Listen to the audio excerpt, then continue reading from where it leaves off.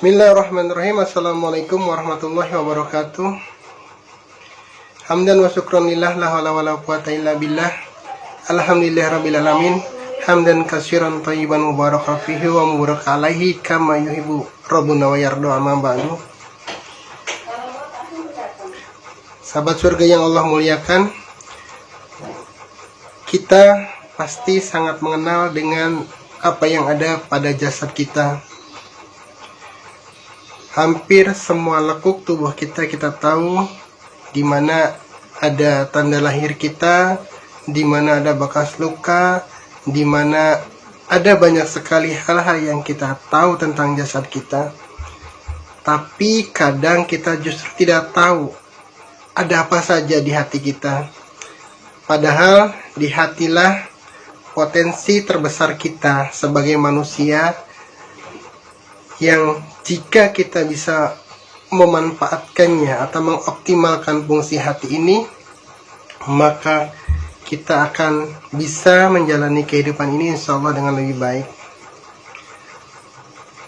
Lalu apa saja yang ada dalam hati kita?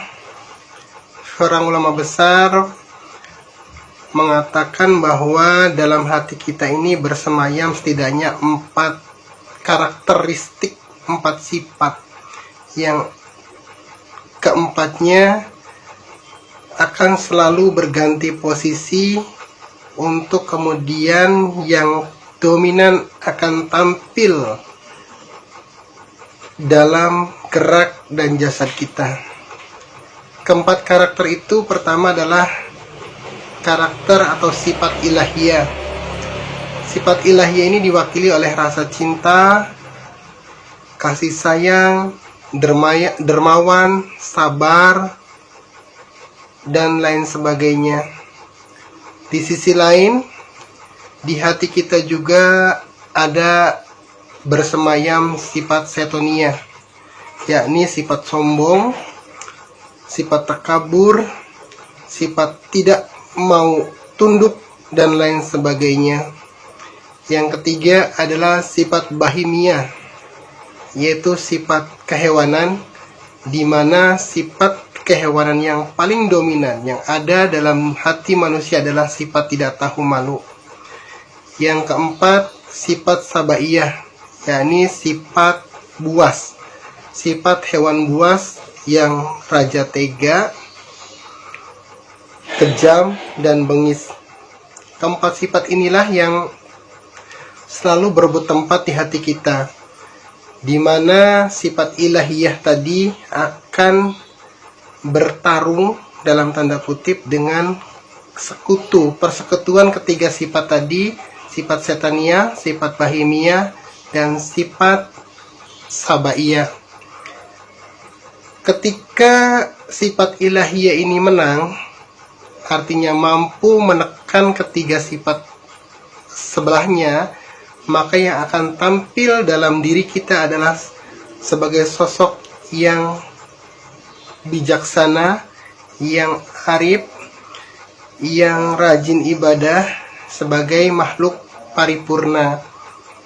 Dia akan menampilkan cinta kasih, penuh kasih sayang, sabar, dermawan, jujur, dan lain sebagainya. Sebaliknya, ketika sifat ilahiyah ini tertekan dan dimonopoli oleh ketiga sifat sebaliknya, maka manusia akan tampil sebagai sosok perpaduan dari sifat setan yang sombong, sifat hewani yang tidak tahu malu, dan sifat sabaiyah yang kejam dan bengis. Karenanya kita sering melihat ada orang yang mampu melakukan perbuatan yang kadang-kadang di luar nalar. Dia kejam, dia bengis, tidak tahu malu, dan sombongnya melebihi setan yang takabur sekalipun. Karena memang ketika sifat ilahiyah ini kalah, sombongan itu berpadu dengan sifat yang lainnya. Karenanya kita harus terus-menerus memupuk dan melatih sifat ilahiyah ini agar kuat, agar lebih tangguh untuk mengatasi persaingan dengan ketiga sifat yang tadi, sifat yang negatif tadi. Salah satunya adalah dengan zikrullah. Zikrullah adalah sebuah latihan, sebuah exercise bagi hati untuk lebih tangguh, untuk lebih kuat, untuk lebih mampu mengatasi dominasi dari ketiga sifat negatif tadi. Zikrullah merupakan multivitamin. Zikrullah merupakan nutrisi yang sangat baik bagi hati kita agar tampil dan mampu melawan atau mengatasi dari sifat-sifat negatif yang ada dalam diri kita. Karenanya berzikir bukan saja hanya ketika kita sholat atau dalam ibadah-ibadah ritual lainnya, tapi berzikir di semua waktu dan tempat, di semua kesempatan. Kita harus terus memupuk sifat-sifat ilahiyah ini, karena ketiga sifat tadi pun tidak pernah berhenti merongrong kekuatan atau sifat ilahiyah tadi. Satu saat saja kita lengah, maka rasa dermawan kita akan berganti dengan pelit, kemudian tawadu kita akan berganti dengan kesombongan, kemudian kebijaksanaan kita akan berganti dengan kerakusan dan lain sebagainya. Karena itulah selalu sadari bahwa sifat ilahiyah ini tidak selamanya bersemayam di hati kita ketika kita lengah.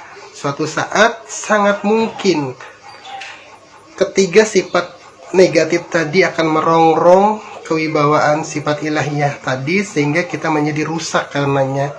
Untuk itu sadari bahwa zikir adalah sebuah kebutuhan kita untuk memperkuat hati kita, memperkuat sifat ilahiyah kita, sehingga dengan zikrullah itulah kemudian sifat ilahiyah